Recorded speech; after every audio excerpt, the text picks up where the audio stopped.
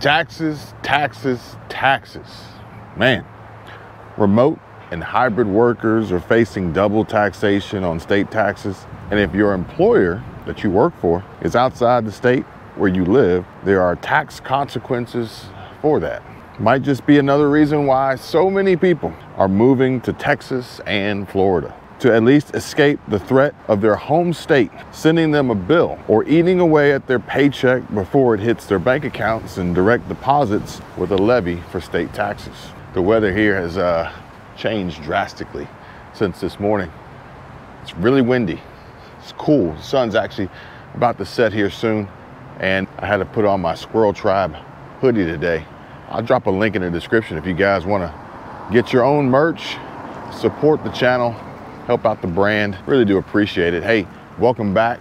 Welcome back to another video. Hit the thumbs up. It takes just a second and it helps out the channel a lot. But I got to tell you guys, despite this sudden change in temperature, wind picking up, we still had an opportunity to make it over to the beach today and enjoy a less than hectic experience before we see a major rush by tourists coming in to the point of which we can't even get a seat on the sand. But if that's a part of living in Florida and living steps away from the beach, then I'll take that. I'll take that. 7 days a week, 24/7, 365. And I'm sure a lot of other folks would too, especially to avoid all the taxes that are being charged, all the proposals, all the plans that are out there to take money out of your paycheck, to take money out of your hand, out of your wallet, literally taking it out of your bank accounts, taking food out of your mouth, making it harder to get by. I hope that my wind diffuser works out for you guys, because it is crazy windy right now. And you know, there are some states out there that are actually far worse than others. We talked about this before, New York being one of them. New York City catching a brunt of a giant shitstorm that's underway right now, whether it's immigration, whether it's the lack of or the cancellation of no deliveries to NY. I think that's a trending hashtag now on Twitter. It's never ending. New York City is a shit show, for lack of better words. And they're really trying to stick it to former President Donald Trump. He was hit with this massive verdict the other day, sparking outrage all throughout the country, causing chaos, more chaos than New York was already seeing in New York City, led by some rando named Chicago Ray. Couldn't have made this one up, folks. The judge formally says that Donald Trump owes $454 million in a civil fraud case, and the countdown is starting, or has already started. The countdown has started for him to put up the money for appeal. You know, it's kind of you gotta think it's kind of bad when your own government is fucking you. You know, I guess he's not in the club, or at least not anymore. $454 million. It's almost $500 million. Shit's insane. Shit's crazy. Actually, I saw some clips this morning on Twitter about what's going down in New York. I got to tell you guys, it's wild. It really is. Hey everybody, it's Trucker Mark here. I know you guys heard about the boycott against New York City, but I haul refrigerated groceries, and it's a big 53-foot trailer. It's like a rolling refrigerator is what it is.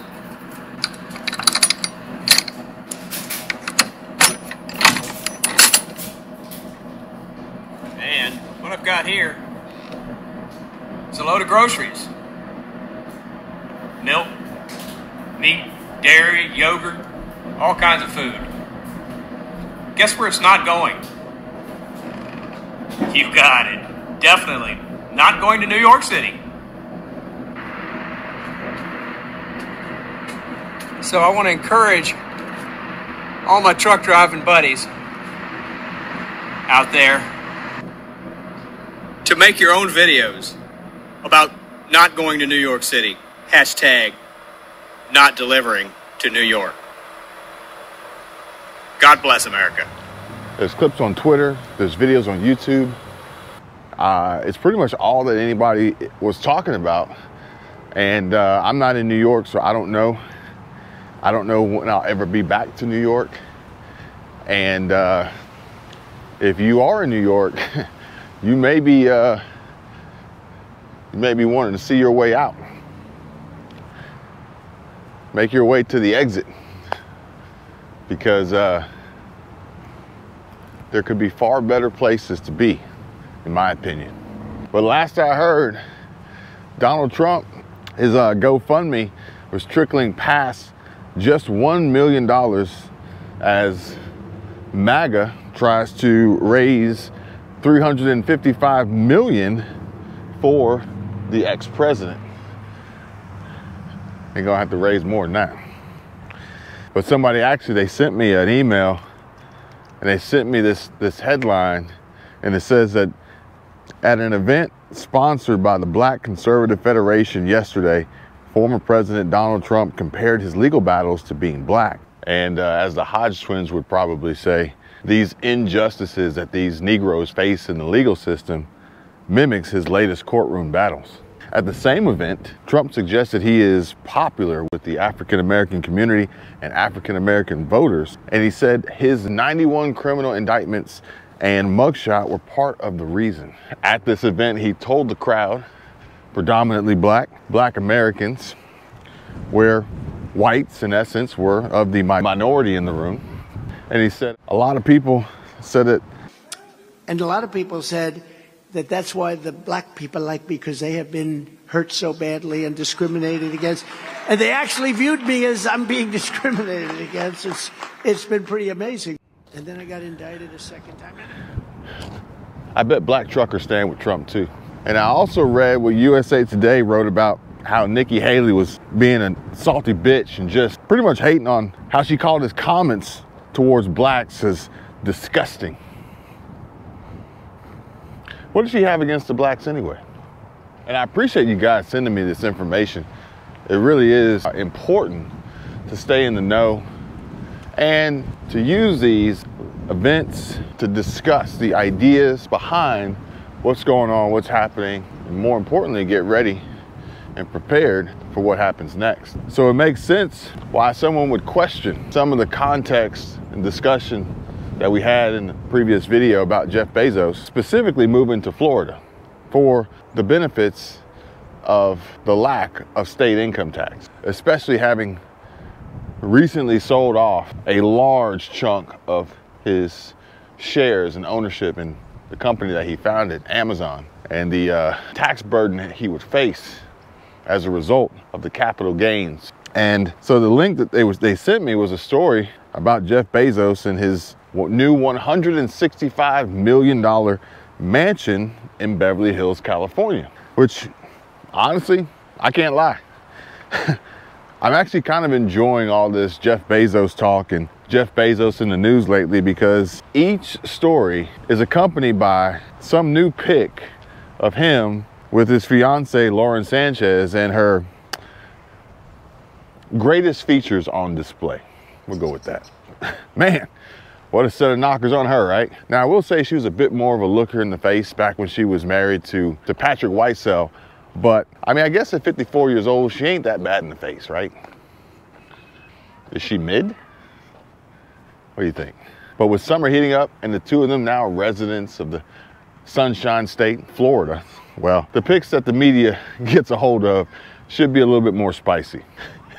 I'm pretty sure Jeff's on that yacht clapping them cheeks. But honestly though, the main question that came along with this share was in the email body, which was, if Jeff Bezos was trying to avoid high state income taxes, then why would he build a mega mansion in Beverly Hills, California? Which, yeah, I mean, it's a reasonable assumption and question to ask. Makes sense. And basically what it boils down to is there's a difference, okay, between your primary state of residence, here being Florida, and your home domicile, some $68 million mansion found located in Indian Creek, a bargain mansion in comparison to the price tag in Beverly Hills, really, if you think about it. And also just one of his many, many vacation or secondary properties, secondary homes that odds are he's not using and renting out on Airbnb to cover the cost.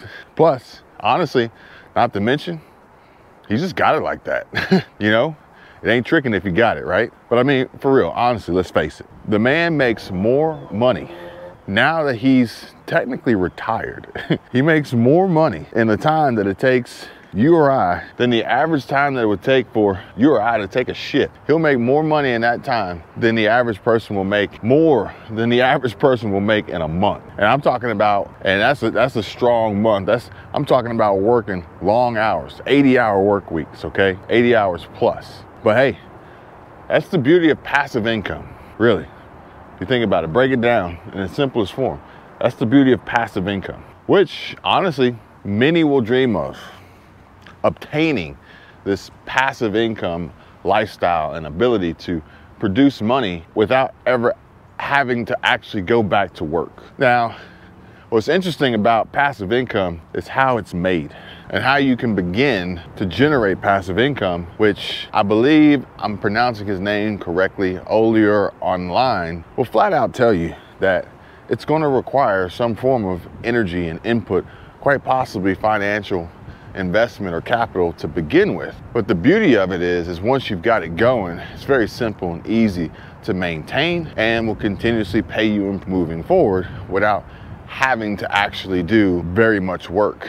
I guess maybe one of the easiest ways to describe this would be example of passive income, because basically you want to put the work in, you want to do what's hard when it's easy, so that after that hard work is complete, it will continuously pay you with a fraction of the work put in. So we'll say I'm actually going to use a really simple and easy example and analogy here, and I'm going to use YouTube, because YouTube can be a great source of generating passive income. Simple, easy. And I actually came across Kara and Nate today as I was looking to see if they posted any new videos, and of course they had, and they spent the night in some dugout underground ice house or something. I don't even know what it is. I haven't watched it yet. But I also realized that they have reduced their upload frequency, as they said that they would. And I was curious how this change and reduction in upload frequency has affected their average views.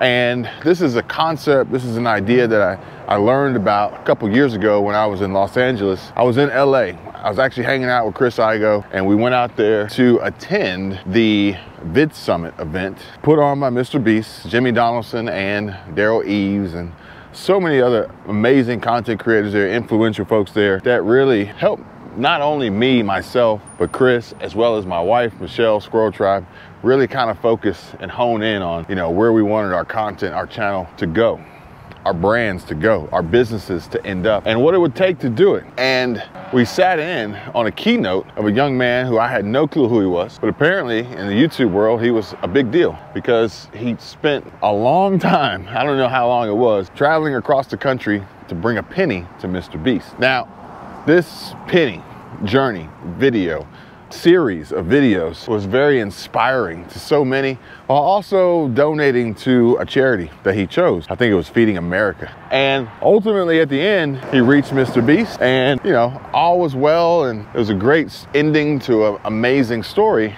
But he shared what it took to make that happen. It was a lot of work, a lot that went into it. And essentially they were traveling, they were recording, and they were editing while they were traveling.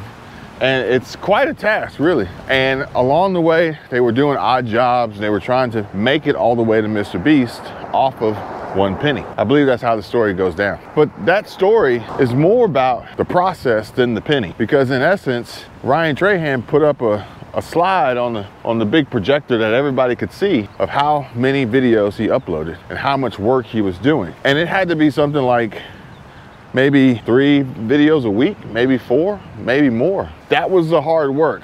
That was him putting in the hard work to reap the rewards of the passive income. He put in the hard work when it was easy, you know? This was, he was young, and I think he had a dog, and he had a girlfriend, or maybe a fiance. I don't think he was married yet. But, you know, it was the perfect time to make this happen. And after it was complete, he then began working on his new year. He had a calendar, he had a schedule built out for his content. And this calendar then showed a much easier workload of probably even uploading, I would say maybe one video a month, maybe less. And this is when I learned of the term redemptive work. And with YouTube and the content that you create, by building up a library, a backlog of continuously watched evergreen content, it can produce substantial passive income, where you go from making 3, 4, 5 videos a week to maybe going into maintenance mode and doing less than one a month and still receiving the same, if not more, income in return. It's a passive income generator, not to mention the sponsorships, the affiliates, and every other component associated with it that'll bring in substantial revenue. Hell, I watched Starter Story yesterday with Charlie Chang, and he's bringing in $250,000 a month, and only 25% of it comes from YouTube, as far as directly from YouTube's AdSense program. So that's basically how this passive income works. And you put the hard work in, and then when that's done, it'll keep working for you. And Jeff Bezos, he did that with Amazon, and it keeps working for him. And that's what allows him the ability to have all that he has that we can see. Can you imagine what he has that we don't see? Now, I will say that I'm working on this mastermind with some business partners and some wealthy friends of mine. And if you guys are interested in joining the mastermind, then let me know. There's links in the description too. Don't be shy, okay? Feel free, reach out. Feel free, contact me. But I do want to say thank you for watching. I appreciate it. Give the video a thumbs up, subscribe to the channel. It helps out a lot. We are on a mission to improve financially and increase our earning potential, as well as our income producing strategies. Smart, intelligent, hardworking, and fearless solopreneurs are welcome. That is, if you fit the description, of course, and you're interested in capitalizing on these opportunities, building a passive income stream, going the route of Ryan Trahan and Jeff Bezos. And thank you guys for watching. I'll see you on the next one.